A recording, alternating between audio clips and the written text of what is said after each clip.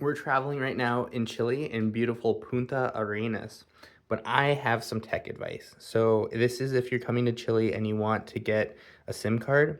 You can find the physical SIM cards cheaper, but if you get one with minutes or text, you need to have an RUT number. So I recommend actually going and getting an eSIM card. You're gonna pay more money, but it is a lot more convenient.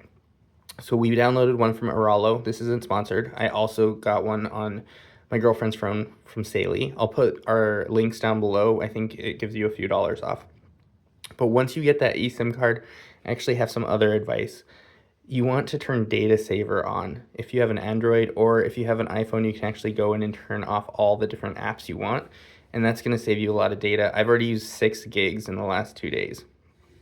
Another thing is if you go into your Google Maps, you can find the areas that you're going to be traveling to, download the maps, and that's going to save you a little bit of data as well. So I really hope these tips help if you're traveling internationally. A couple other things that I like to do is bring my Chromecast with me and use my AirFly Pro, which actually allows to have 2 devices on Bluetooth connected at the same time.